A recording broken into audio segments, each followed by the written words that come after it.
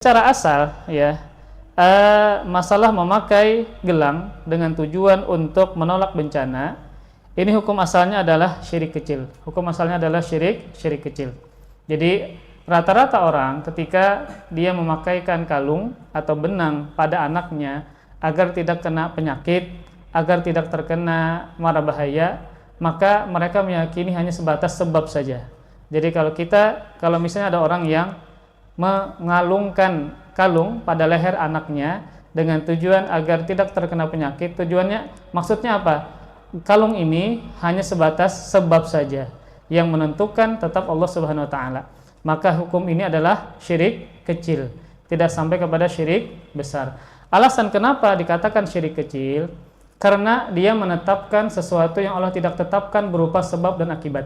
Dia menetapkan sesuatu yang Allah tidak tetapkan berupa sebab dan akibat. Jadi kalau kita ingin menetapkan sebab dan akibat itu dengan dua cara. Misalnya kalau kita ingin sembuh dari sakit kepala, maka dengan minum obat. Benar tidak? Secara sebab demikian. Karena dalam obat itu terkandung ada bahan tertentu yang diteliti oleh ahlinya. Secara sebab dia bisa menghilangkan penyakit sakit kepala tadi. Jadi yang pertama, kalau kita ingin menetapkan sebab dan akibat, yang pertama adalah kalau dijelaskan oleh syariat.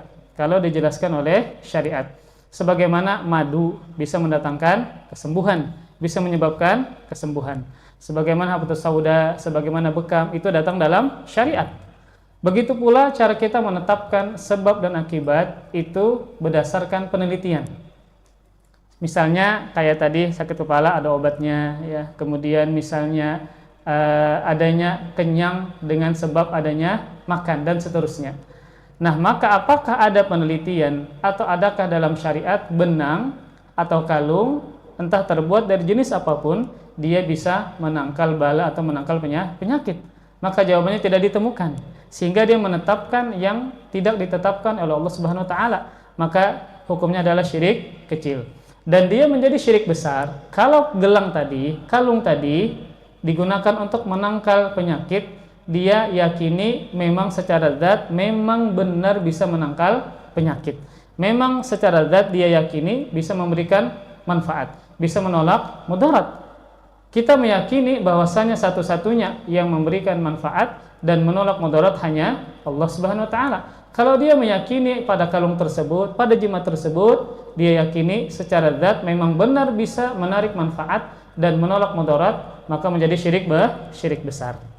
Jadi di sini penulis menyebutkan kalimat umum termasuk kesyirikan. Maka apakah syirik besar ataukah syirik kecil, ini tergantung yang meyakininya. Kalau dia meyakini sebatas sebab saja yang menentukan memang Allah Subhanahu wa taala, maka masuknya adalah syirik kecil. Tetapi kalau seandainya dia meyakini memang secara zat bahwa kalung ini benar-benar bisa memberikan dan mendatangkan manfaat, bisa menolak mudarat, maka hukumnya adalah syirik besar.